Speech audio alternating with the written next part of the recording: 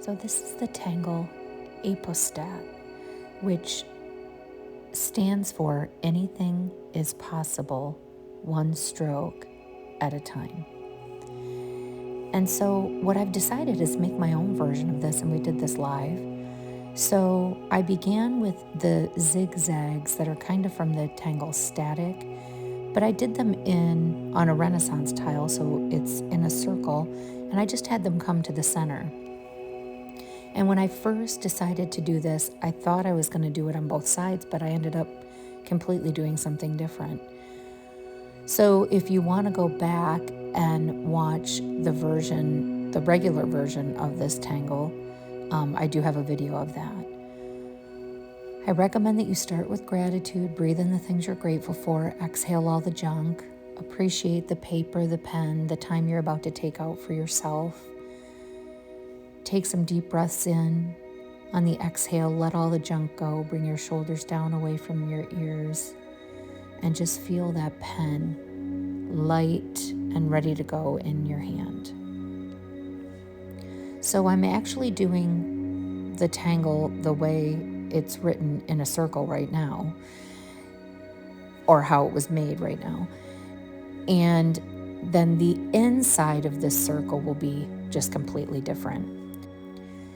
And this is actually the whole point of Zentangle tangles. They are meant for people to learn the basics and then take the tangle and make it their own, which is what I love about tangling. For me, this becomes my self-care time, my quiet the mind time. I call it meditation because I find I can't think of anything else when I do this. And I really kind of zone out. This is my mental health check. So here's the example you could see off to the left of the actual tangle by itself.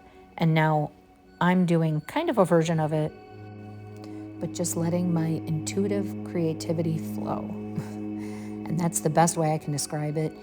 Instead of letting my ego overthink the whole process, what I'm doing here is just letting the pen go wherever the pen wants to go, which I believe is what tangling and mindfulness art is all about. It's about being in the present moment and just letting whatever happens. Because remember, this is pen and paper. And if you are concerned about using the paper, then get a piece of scrap paper out, get a pen from the junk drawer. Overthinking it is the one thing I encourage you to try to avoid, because it's going to strive for perfection, which we're all perfectly imperfect. So this is really about just enjoying the time. So we'll keep going with this. And then what I'm going to do in the center is I'm going to take the brown micron I was using, and I'm going to aura that inside zigzag. And then I'm going to split the center section, and you'll see here in a moment, so that we can do striping in the center.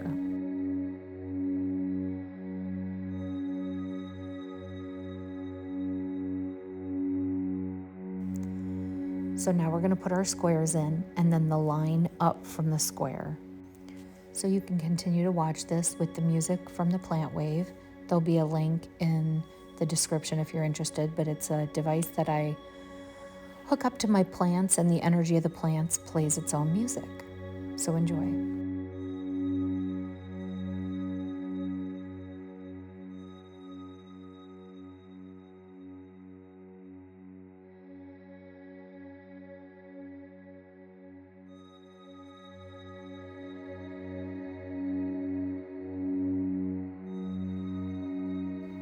Now we're going to aura that line.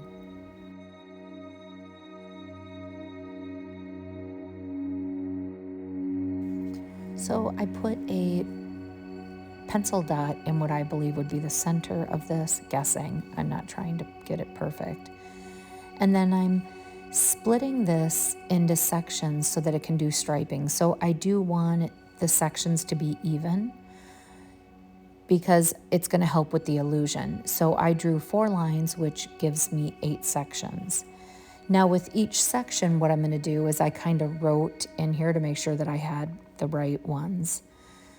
And now I'm going to do striping, but I'm going to do them curved over and under. So I'm going to curve this one under, the next one over, then under, then over, under, over, under, and over.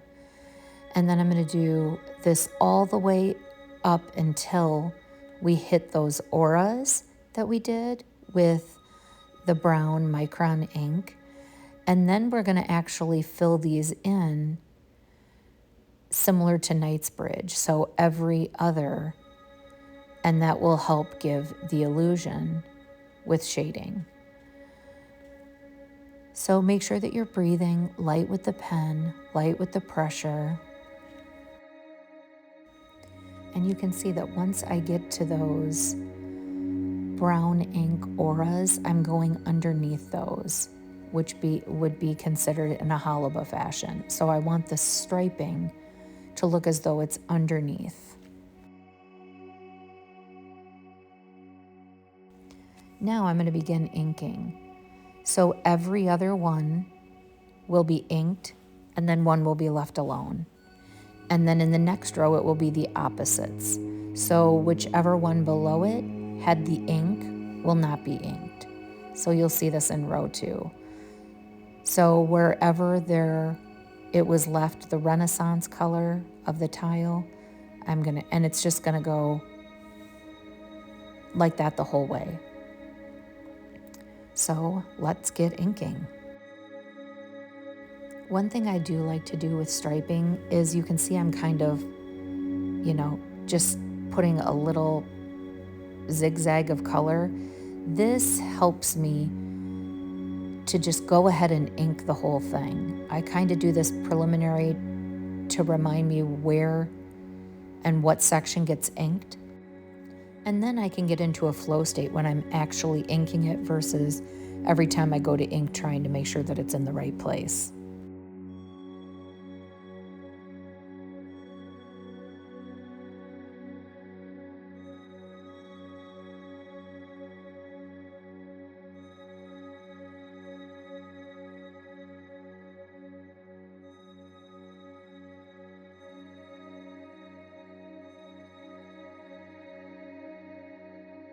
So this is what the basic looked like. This is what I did to it. I added several different charcoals, some graphite.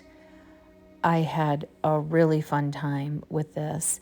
And so as you can see, that striping underneath, when I added some shading and some charcoal, it really made them look rounded, but it also made them look recessed under the aura lines that we did with the brown ink.